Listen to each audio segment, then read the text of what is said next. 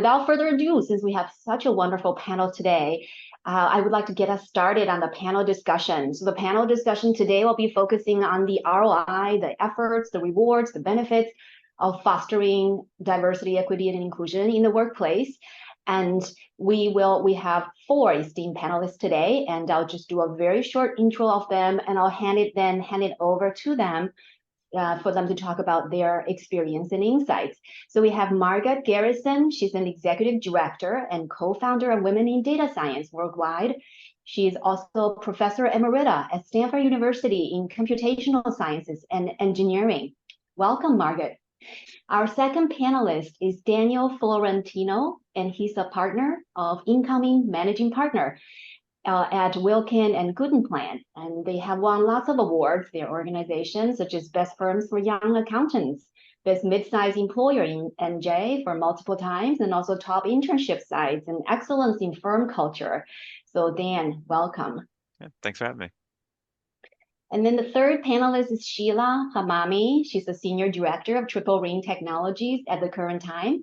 She also was the former NSF ADVANCE Grant Program Director, managing at Cornell University, supporting institutional transformation to advance women faculty in STEM.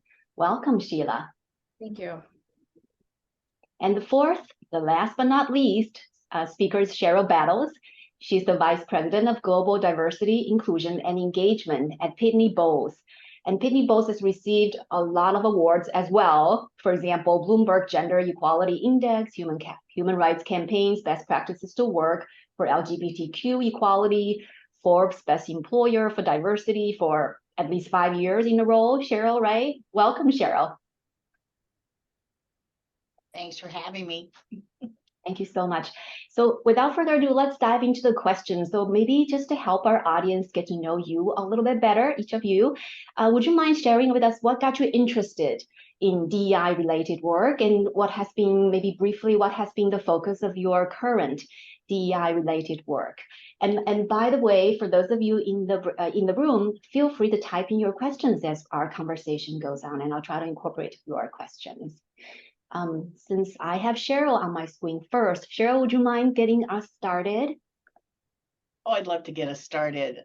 Certainly my interest in this area is that when I think about business, what business really is, it's about people. People are on both sides of the transaction, if you will. People do the work, people create, market, sell, produce, account for, service, etc.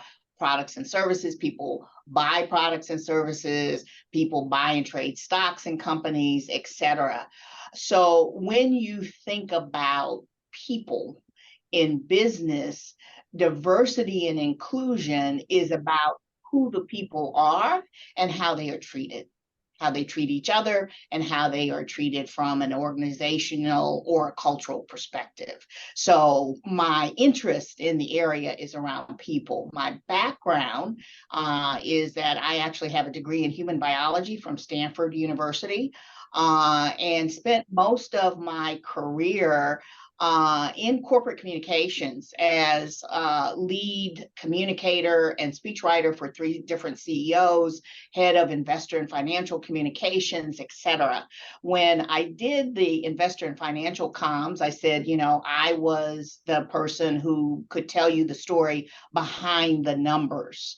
Now in D&I, I'm the person who could tell you the story about the people behind the numbers.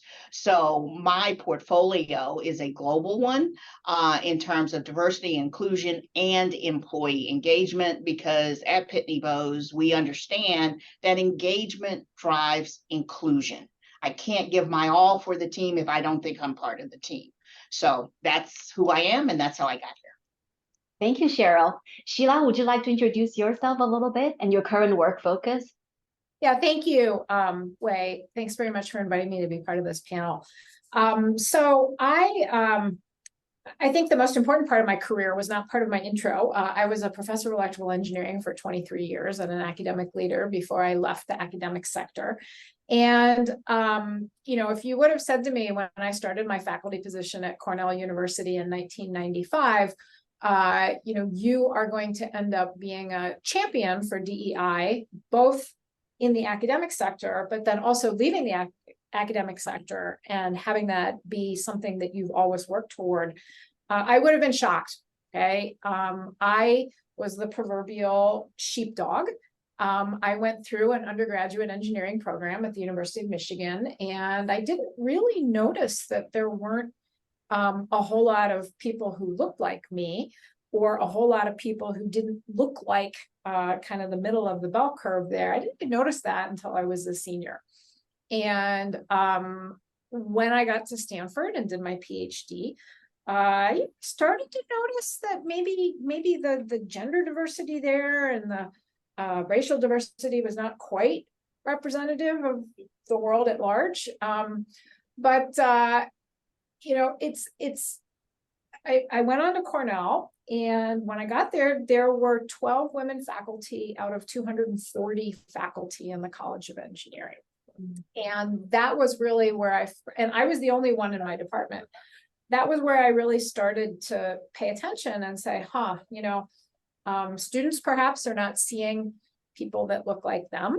And maybe this isn't serving us very well. But I think ultimately what really got me engaged and what motivated me, and the argument that I use the most today with everybody, is that, when we are excluding ideas, people, sectors, individuals, perhaps not on purpose, but when we are forming groups that are not fully representative and inclusive, we're really kind of chopping off the goals that we want to accomplish at the knees or even elsewhere, because we're not getting the full range of inputs and directions that are going to allow us to achieve our goals, whether those goals are business goals, our scientific goals, our educational goals, or all of that. So it was really an argument for, why are we not doing everything possible to be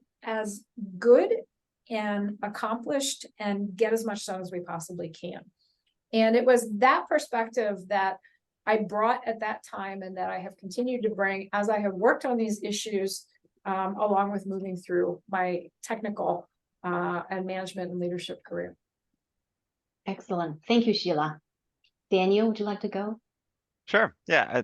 As you touched on before, our company has won several awards. One of the biggest things about our company is our culture, and the DE&I initiatives just fall exactly in line with our company core values. We want everyone to feel like they're part of the family. We want everyone to feel comfortable and engaged here and happy.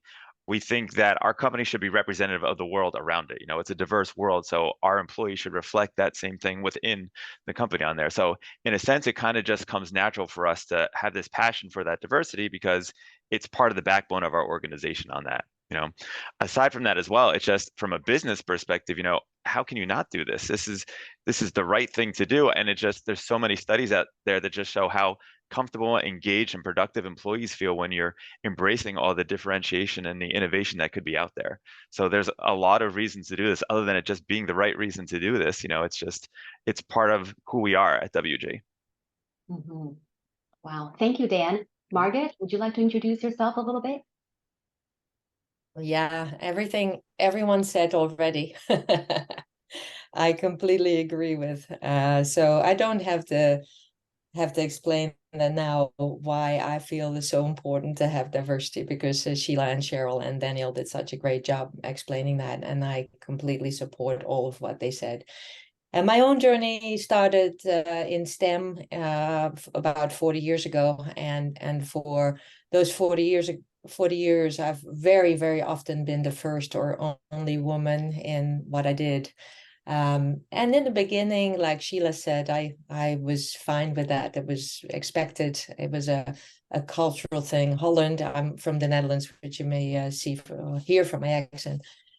Not very diverse in STEM and other areas. And it was the expectation. But then as time went on, and I kept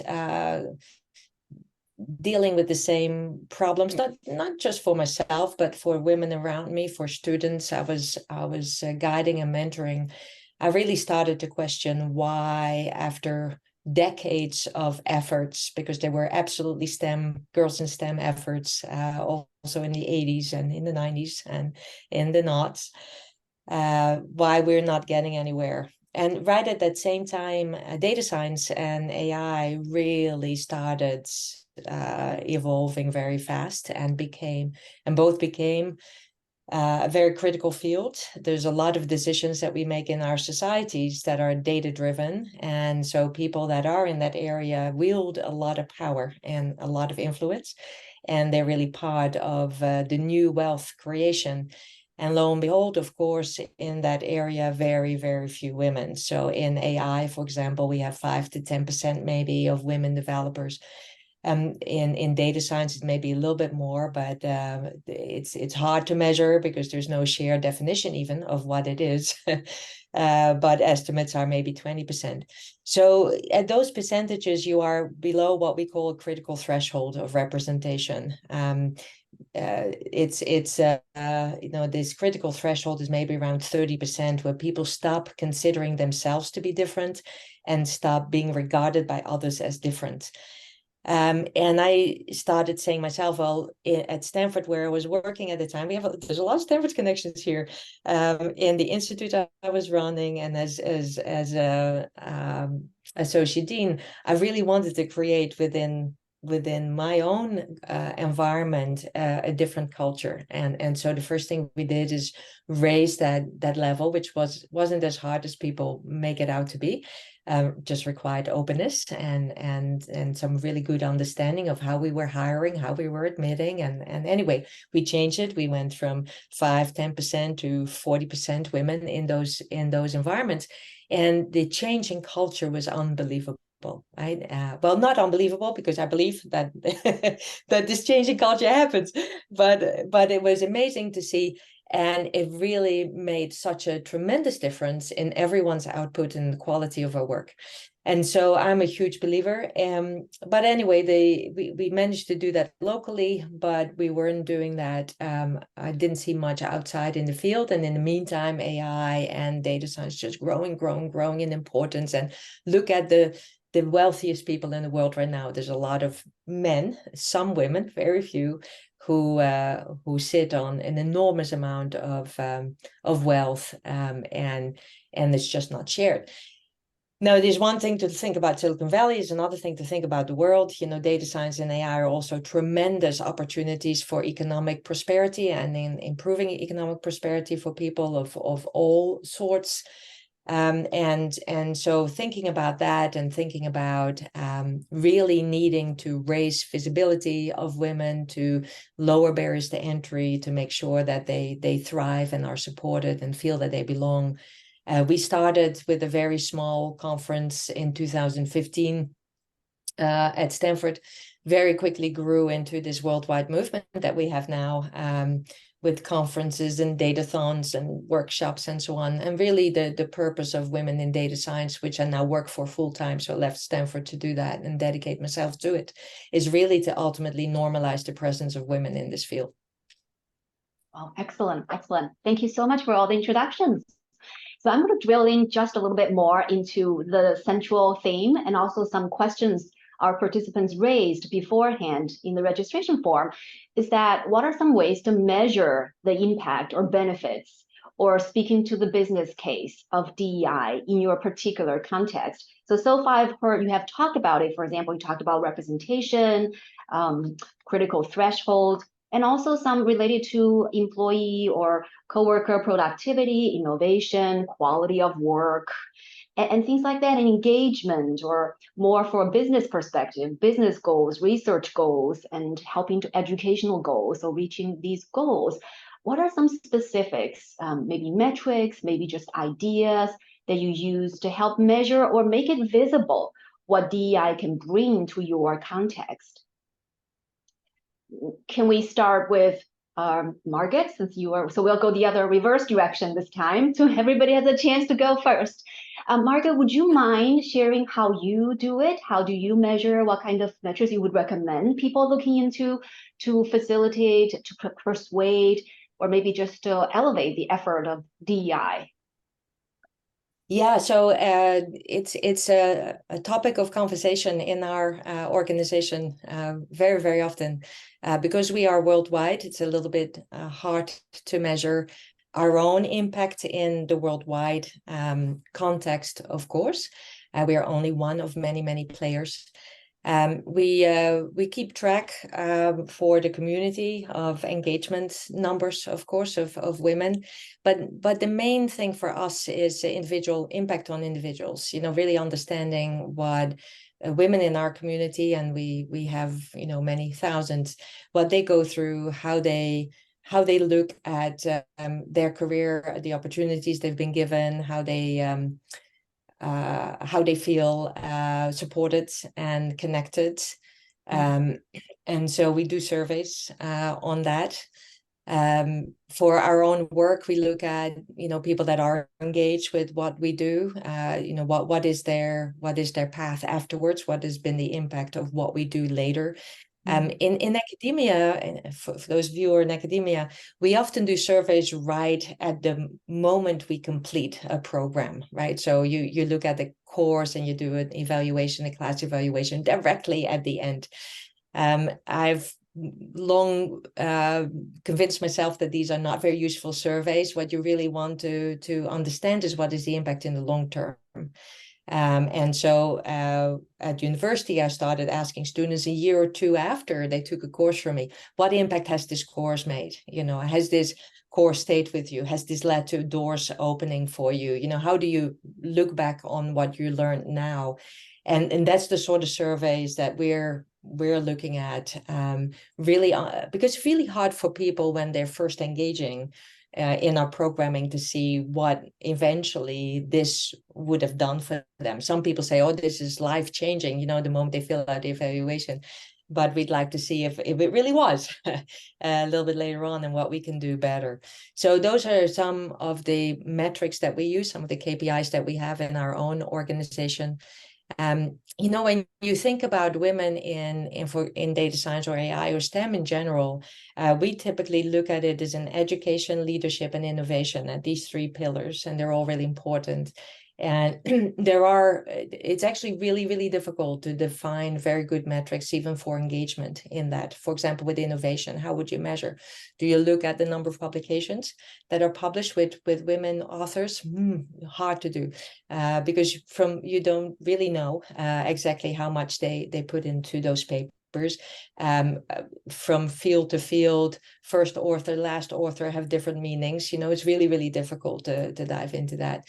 When you look at patents, for example, how is that a good measure? No, because we know a lot of people don't even go in, don't even bother creating patents for what they have developed. So really, really tough to think about that. Leadership, you could look at of course, executive suite level women in companies and so on. But what we're really interested also is middle management. What we're interested in is a leadership ladder. So when I consult for companies, I often say, hey, look at how fast you're promoting people. It's same with universities, right? When we're reviewing universities, saying who gets to be department head, who gets to be section lead, who gets to be dean or associate dean, and what time of their career, rather than just looking at, well, we have 50% women. Say, well, maybe those women were promoted very late in their career, So you have to dive a little bit. You can't just look at the numbers now. You have to really understand the processes also that are taking place. So anyway, just a few thoughts. It's a very important question, and it's really hard. It's hard to measure and to do that well. And one of the things I've certainly also learned over time is that surveys also are incredibly difficult to design well, and to really get value from them. Now, some people do a really good job with this, and I just wanted to mention one thing, if I may, book that I've just recently read that do a good job with looking at the impact of women. So this is a real with a lot of data, a lot of metrics on the financial sector, and that's the XX Edge. Really nice example of people who've studied, impact very well, and I think, and wrote an excellent book about that. Excellent. Thank you, Margaret. Maybe Dan, would you like to follow up with specifically about how you would measure or areas you would look into to Yeah. find the impact of diversity and Of inclusion? course, yeah. I think a lot of good points were made there, especially it's difficult to measure this for sure. I come from an accounting firm. It'd be great if we could say, okay, this was our costs for DE&I initiatives, and this was the increased profitability from that, but it's not that simple, especially because DE&I costs shouldn't just be something that's in this one bucket. It should be incorporated to your everyday operations, so you can't necessarily differentiate those costs. It has to be part of your onboarding, it has to be part of your training, your recruiting, and all that. It shouldn't be something separate from all the other parts of the business and when they're operating. Surveys were mentioned before. We do use those a lot, to try to just get overall engagement levels. How are the staff feeling? Some of those are internal surveys that we do. We also participate in some external surveys, just to get a sense on that. We can track some statistics. I think that was mentioned before too, in terms of percentage of our workforce that is, female or minorities. Just kind of keep bumping those numbers up to kind of see our progress. One of the things that we do the most, though, is we have an extensive coaching program internally where that coach touches on all different aspects. So we have one-on-one conversations with every single employee within the organization to touch on these topics. And the coach is someone that will stick with you for several years. So hopefully you're developing a close relationship with them that you really can express your feelings on this, and provide us input on what can we do better. Nobody's perfect with that, and have these ongoing conversations. How comfortable do you feel with your peers? How engaged do you feel within the organization? What can we do better with that? Going to that individual level and really getting feedback from everyone within the organization. It can't be something mandated at the top that's just dictated all the way down. We need to see how every level, even an employee that's been here for 3 months, well, how did you feel when you first started? Were you welcomed here? Do you feel that your thoughts are being heard? How can we make them comfortable? It's really those one-on-one conversations that we'd like to have. Now, granted, we're only 150 employees, so that's a little easier to do than some of the other organizations represented here. But for our size, that's something that we find the most impactful is just getting direct feedback from having those detailed conversations and really seeing how everyone's feeling and what can we do better to get that, and being receptive and actually doing something about that when we do get that feedback, not just sending a survey out for the sake of a survey. I love that idea because it's appropriate to your organizational size. It's smaller, so you can have that more intimate or direct personal Exactly. contact. How do you make it safe for people to really share what they really experience and where it's lacking, and how they can ask for support, which can be intimidating, especially for new employees? That's a good question. Yes, it's all about trust, to be honest. I think, like that's why we have a coach that you stay with that same coach for several years to hopefully over time you're developing that trusting relationship. We also have other options. We have an amazing HR team that just does, even if you have a coach, you have someone else to check in. We try to give everyone at least 4 to 5 different people that they can go to if they ever have concerns, right? They have HR, they have the MP, they have their coach, they have their in charge, and they usually have one other person assigned to them. That way, if hopefully out of those 5 people, you can find someone that you can build somewhat of a connection with, that you can build that trust on them to get that candid feedback in a sense. You don't just want to have them have one point of contact because not everyone gets along just based on personality type sometimes. You need to give them different options and really see what you can do. And, it's different styles for different people. It's not the same exact coaching metrics for every person across the board. You need to cater it to the individual to find what's going to make them comfortable so that they do open up and are ready to share with you. And it takes time for some people. Some people can do it that first week. Others, you have to kind of peel away the layers in a sense, but you'll get there eventually if you stay persistent, we found. Great. May I just ask one Yeah. last follow-up question on this point, which is the assigning coaches or offering people options for coaches. What's the starting point? Do you try to find people who are similar to the people being coached, or do you find something different? What are the initial criteria for selecting or recommending coaches? Yes. So at first we try to find someone similar in a sense, and like for the younger staff, we try to find a younger coach if we can, just someone that wasn't that long ago that they were in their shoes starting out with that. After they've been in the coaching program for a couple of years, then we actually let our staff decide who they want to coach them because they kind of know who the different coaches are. They know the different personality traits and styles.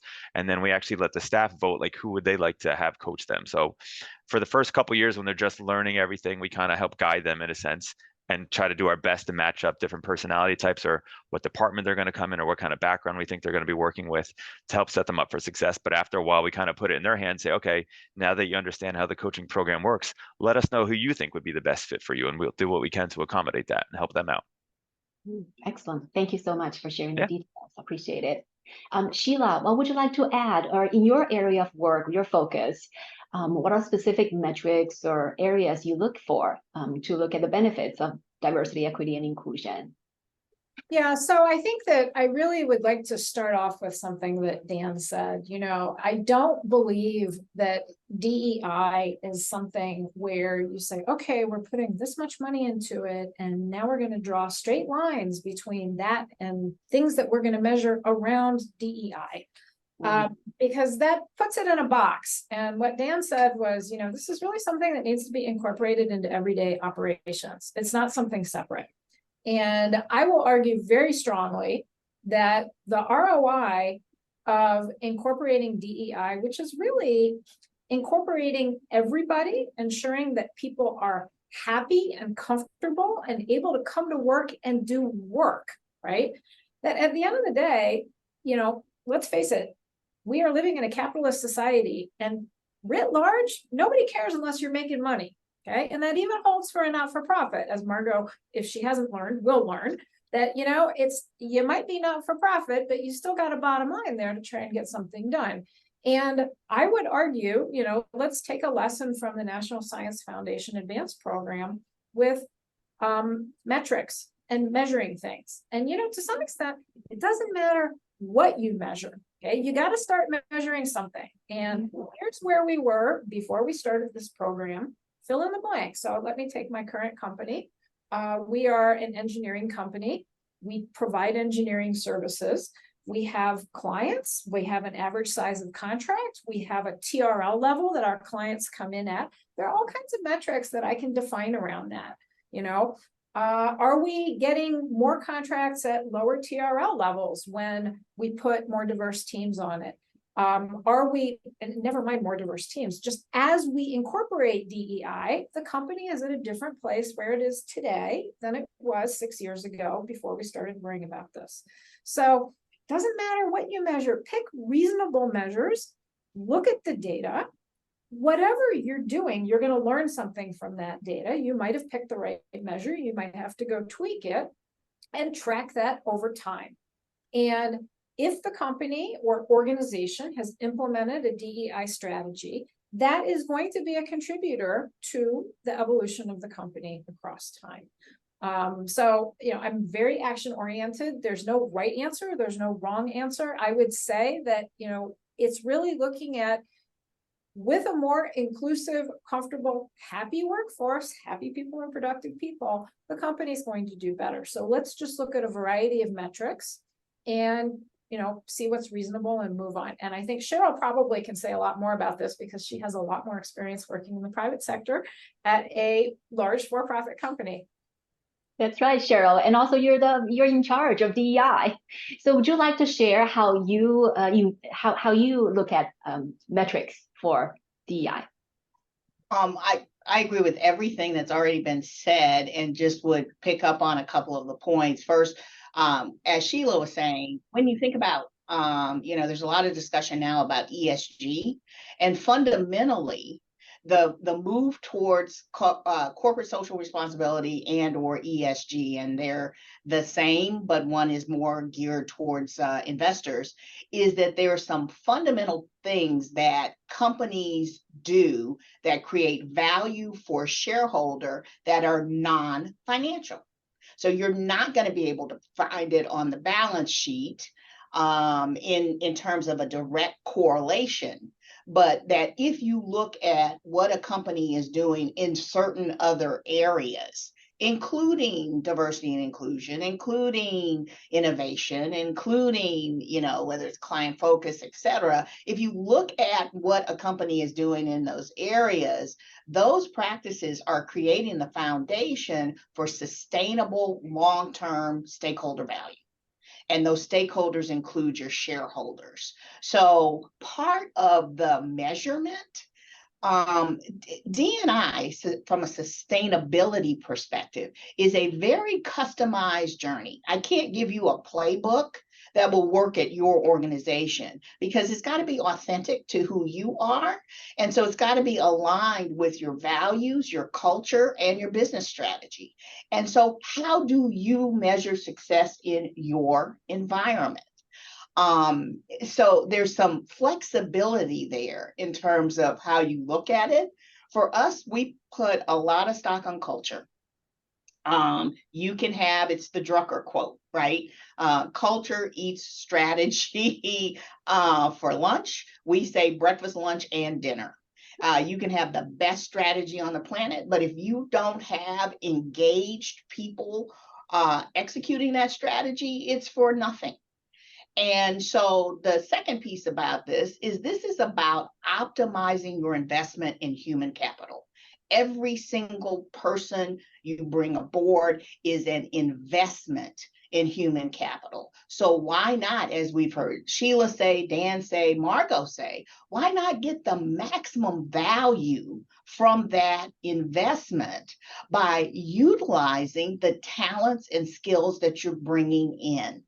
Don't sideline, create the environment in which the best that I have in me can blossom. And that part of that is feeling included, feeling valued, getting opportunities throughout my employee life cycle or my employee journey to participate, to grow, to advance. That's what brings out my best. I combine it with the best of the person next door, and together, that's how we go out and win in the marketplace. So this is about enlightened self-interest. And how do you look at what does it mean when I am optimizing my human capital? Well, that probably means my turnover is down. That means I'm able to attract the best talent. That means I'm coming up with relevant innovation which comes through a cultural understanding of the people you're seeking to serve. So it's really about, do you want to win? A final thing, and I'll be quiet. One of my favorite movies is Hidden Figures. And NASA was literally trying to get to the moon and back. And they had to go out and look beyond where they traditionally looked for talent.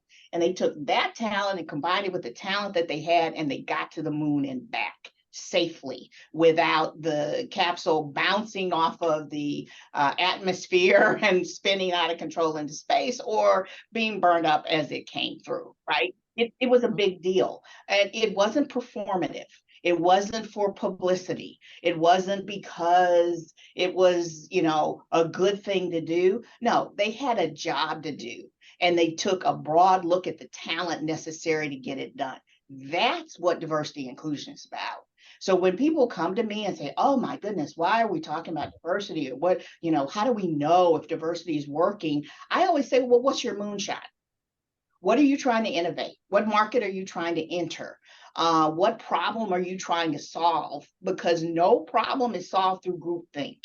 You need different ideas, perspectives, and experiences to create that innovation that powers your way through today's global markets. Wow. Thank you. Thank you, Sheryl. So let's follow this line of thinking about stories or specifics. Now you have given, all of you have given a wonderful set of metrics, of ideas and areas we can look into to measure the benefits of diversity, equity, inclusion. What about stories? So we can have these abstract ideas or data and metrics, but also we may need some stories or some examples. Do you have any go-to examples you use? Like Sheryl's mention of Hidden Figures. What are some examples or specific tangible things people can grasp onto to sort of to understand DEI a little bit better in their own work context? Dan, would you like to go ahead? Yeah, I can give a quick kind of just an example of how we have something that balances everything out for everyone. At our firm, an accounting firm, we've removed the requirement for a partner to be full-time. They can now be part-time because they're bringing value to the organization. Because we found in the past that it was almost penalizing some that tended to be part-time mothers. It was penalizing them and not letting them get to the partner level because they were working part-time. So our organization several years back removed that. Now, as long as you're bringing value to the firm, it doesn't matter if you're doing it over 40 hours or under 40 hours. Like, you can be part-time, find what works for your life, balance and still contribute to the organization. So we found that had a really positive impact among our staff, and we have partners now that are working part-time, and it's just brought more diversity to the top level. And otherwise, I think some people might have seen us and said, that's not the path that I want. I want to make sure I can balance my home and my personal life, but we don't have that. And we kind of give the flexibility to the employees to figure out how much they do or don't want to work, because everyone has their own set of circumstances going on, and they shouldn't be penalized for that in any way. Wow, thank you for the example. So let me just play devil's advocate a little bit, Yeah. because it happens in your organization already with the strong culture of inclusiveness. What about it happens if let's say another organization similar to yours, and they're trying to be more inclusive by removing the full-time status from partner selection? There may be pushback. People saying, well, it's not fair. I spend much more time for this company, right? I devoted more of my life here. It's not fair. So Yeah. how would you address those pushback or resistance? Yeah, no, that's a good question. And I think this was kind of touched on before. At the end of the day, there is a business aspect to this as well. Would you rather lose that person entirely and not have the value that they're bringing to the firm, or only get them for less than a full-time status with that part? Sometimes the skeptical people tend to be those more hardwired, number-oriented people where they're arguing on it. But I think there's a business proposition aspect to it as well, where you can show them that the benefit that you're going to get by having to do this, besides from, again, just being the right thing to do in my mind.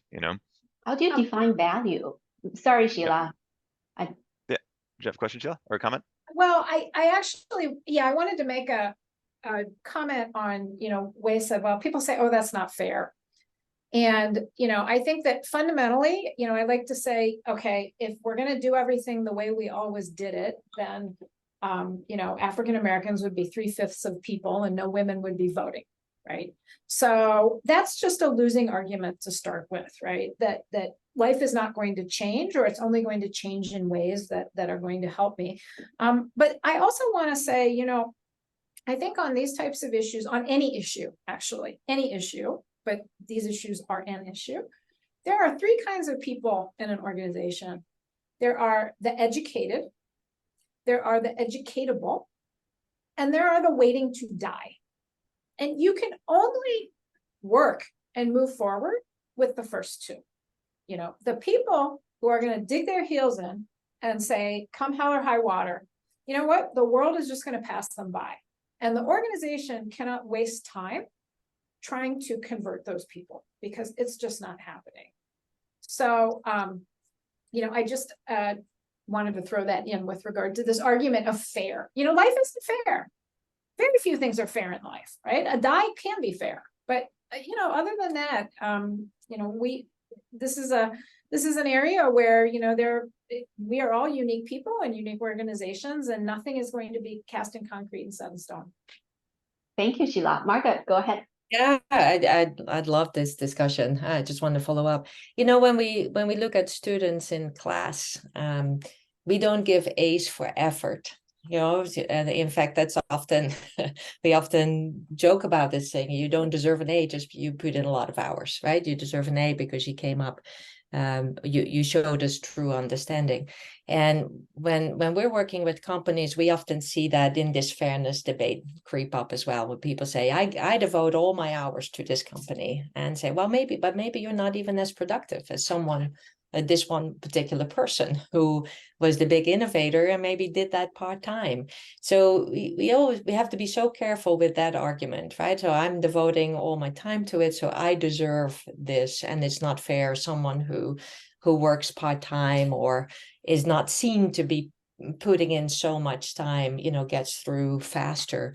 It's a very dangerous argument, and I always tell them, I always relay that back to this A for effort. Thank you. So if I may circle back to Dan, so how do you define value? Because you said that the value contribution is the promotion to partner. Do you have any specific for value which is not disconnected from like the full-time status? Yeah, so I guess value can take a lot of different forms, right? It's the overall impact that they're having within the organization, whether that's internally to our staff, or externally to our clients. Are they meeting their client deliveries? Are they keeping their clients happy? We have other people that are internally focused, that they're heavily involved in the coaching program that we talked about before, or motivating our staff, educating them, training them, and those type of things. So It's tough to put a pinpoint exactly from my perspective for our organization on the exact value, but you can tell if they're making a difference to other people and they're helping pushing things forward. Again, that could be internally or externally, but we need to see that they're having a positive impact on our clients and within the organization with that, and bringing everyone along with them for that success. So internal and external value to the organization. Everyone has their own different set of skills, I think. We have some people that are more externally focused, out there in the world, the rainmakers in a sense, working with clients and bringing in business. But we have other people that, are maybe more internally focused. They get the jobs done, but they're helping our staff and educating them and helping them reach their full potential.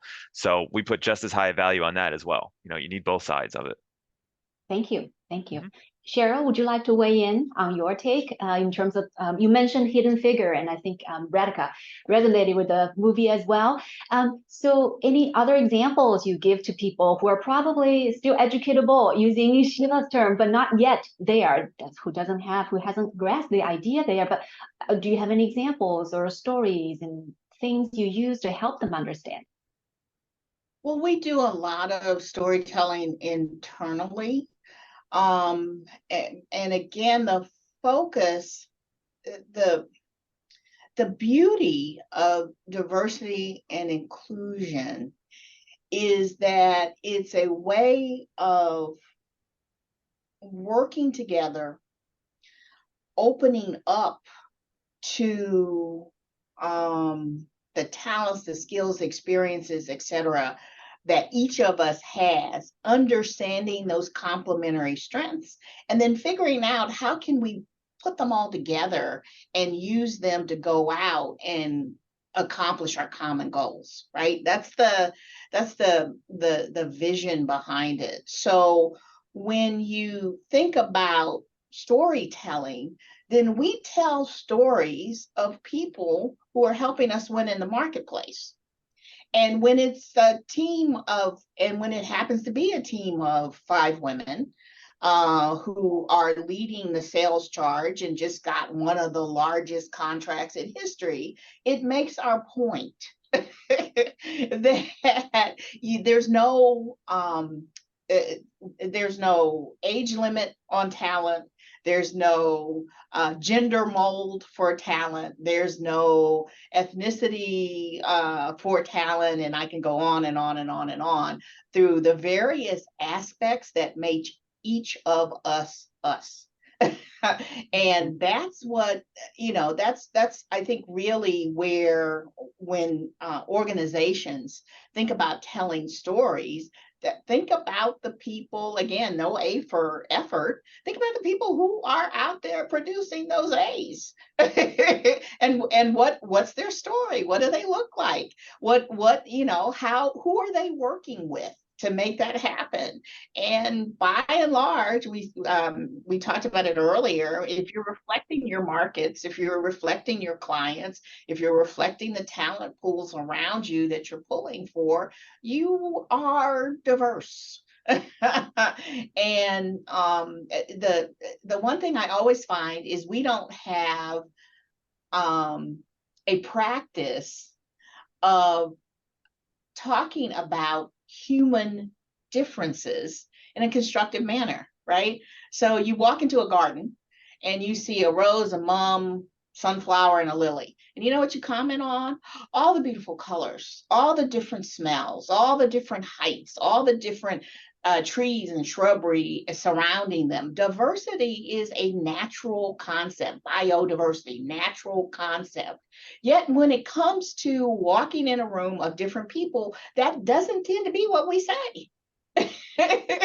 So this concept of me being, what makes me is my superpower.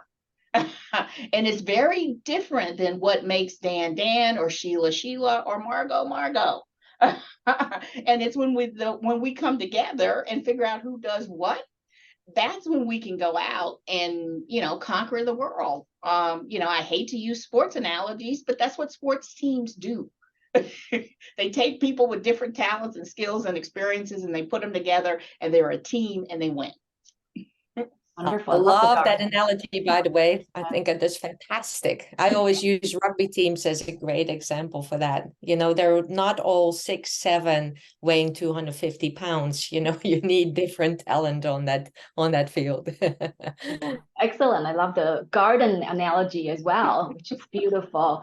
And just to share from my research, additional examples, for example, a lawyer, attorney talked about cultivating diverse attorneys from diverse backgrounds. So when they're standing in front of the jury, they represent the society, and that's favorable to their team. And then software companies, they talked about, well, if we have people feeling engaged and included, they're more likely to speak up when they see a product defect earlier in the product development stage. That's going to save lots of money. Or people can give you like 40% of their work versus 100% of their work. The difference being they feel they're engaged and they're listened to or not. So all those are great examples and tangible and very customizable, as you said, Sheryl, customized ways of looking at the benefits of DEI. Do we have any questions in the audience? I feel like I'm monopolizing the wonderful energy and knowledge here. Do we have anyone who would like to raise a question from the audience directly?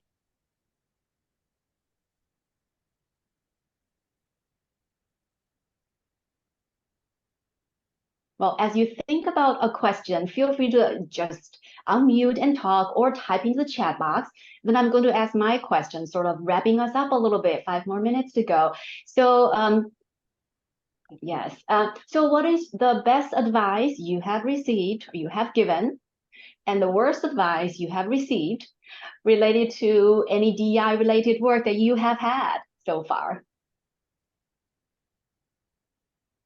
Or what is your advice for our audience, for everyone here, if you'd like to answer that question? So you choose the question. Oh, the one about the worst advice is great. there's many pieces of bad advice that I've been given in the past, from, you know, go change your career, to you know, don't try to get tenure in that field because it's been taken by that particular person. Some of the best pieces of advice I've got, well, one that really sticks out, and I've been trying to do this myself, is to really question your own fears, and you know, if you feel anxiety or your stress, is to really question where they originate from, you know, where they come from. And I had to go through that and then see if you can maybe debunk it. I'll give you an example. When I grew up in the Netherlands, it was very, very common, and it still is common in many places, to think that in order to be successful in STEM, you must have, with the emphasis on must, a strong innate ability, with the emphasis on strong. So if you don't have that, then you're not going to succeed. And the second myth was that men in general have more of that innate ability than women. So we've debunked these myths many times, yet I grew up with that. That is what I've been told. My cousin could do math and engineering, my brother could do math and engineering, and whether I could do it, well, that was still to be seen, right? And so it made me incredibly stubborn to show people wrong. But it really created a sense of imposter in me, right? Which a lot of people have. And it's only later that someone said to me, say, well, why don't you just think about that, you know, where that comes from, that's wrong, you know, really trying to trace back your own, what may inhibit you, and trying to trace that back and understand where that comes from, and then address that, to say, hey, wait a second, I don't have to think this way. That's actually not right. I've been fed this nonsense for many years, and I have to revert my brain process. You know, I don't have to go there. I don't have to, when someone comes to me, I don't have to immediately interpret it, oh, I don't belong, or oh, that shows I'm an imposter, or oh, that shows that I'm not as good. You can retrain. So that was a fantastic piece of advice, and I've used that many times to overcome some of my own internal limitations, inhibitions, anxieties. I love it. Thank you, Margot. Sheryl, what's your best advice or worst advice you'd like to share? No, I'm not sure. Certainly, and After I said that, I'm giggling because I thought, oh my God, am I on mute? But I'm not. Certainly, in 2020,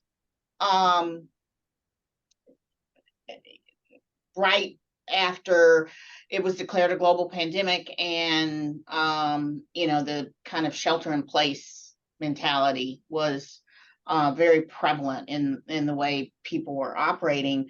There were a lot of sessions almost like this, questioning the need for diversity and inclusion and what would happen to diversity and inclusion while the world focused on this really important stuff. Wouldn't diversity and inclusion get pushed to the side, and what would happen? And and while people were saying that, and I actually wrote kind of a paper internally and said, here are the 5 big implications that I think are going to come out of this, and they are all related to people, and therefore they are all related to diversity and inclusion in some kind of way. And it was about remote work. It was about the healthcare inequities. It was about, but it almost went down like a playbook from a news and editorial perspective, because again, what people seem to forget is that really this is just about people. Nothing more or nothing less. This is about humans and how we listen to one another, how we make space for one another, how we work together. And so this concept that, oh my gosh, when anything more important comes along, then diversity, anything around diversity and inclusion stops. It's not incremental. It's fundamental. It's not what we do when we have nothing better to do. It's actually what helps make us better for doing whatever it is we're in the business of doing. So love it. Fundamental. Love it. Dan, do you have an advice to share? Yeah, some bad advice, not from within the firm. We'd heard that people say, this will just come naturally, which that's not the case. This needs to be intentional, leading to the best advice. I think it needs to be authentic. It can't be just a mandate that you don't believe in. It has to be in line, I think we said before, with your company core values. And it can't be just a message like from the top or the HR department. It has to be embraced by the whole organization, and has to become natural to everyone from top to bottom with that. It's not just a mandate that you need to follow. Everyone actually has to believe what they're doing this. It's like, if you can't change the people, then change the people, what they say with that. You need to have an organization that fully embraces this and recognizes importance. Thank you. So intentional. Sheila, what's your advice? Well, I'm actually going to again comment off of something that Dan said. So it is absolutely something the whole organization has to embrace, but it is absolutely positively crucial that the message come and continuously be reinforced from the top and strongly from the top. I have worked at universities where I've had both. First, there's been somebody from the top who was on point and made it very clear that this was important and this was what we were going to do. And, we saw the difference, for example, in voluntary participation in a chairs workshop go from having over 100 department chairs attend something when the message from the top was this is very important, to having 17 when there was new leadership that frankly was a limp noodle and had no spine and was not willing to make a point. And I'll say the first organization I went to outside of academia, the CEO at the time who hired me, my boss, Ken Gabriel, was phenomenal in standing up there and really changing the way that organization looked at DEI and valued it. And it was so wonderful to be in a place where, it was clear coming from the top that there was no ifs, ands, or buts about this. And you were either part of the solution or you were part of the problem. And that is really absolutely critical. This is not something that can be sort of made a grassroots thing, or somebody says, oh, we have the employee affinity groups that will do that. No, right? This is something that leadership has to be fully engaged, on board with, and messaging all the time. I think that's a really good point. You got to be clear and consistent with that. Excellent. Well, we are out of time, but thank you so much. What a fabulous panel this is. Now, everyone, shall we give this panel a round of applause, or whatever signal you can give on Zoom to thank them for their effort and wonderful wisdom shared and stories. We'll do our best to capture the main ideas and hopefully can disseminate and send it back to you as a thank you to your participation and input. This is really important messages that we need to send to more people to be used in their own organizations. Thank you so much, Sheryl, Sheila, Dan, and Margot. Hey, Wei,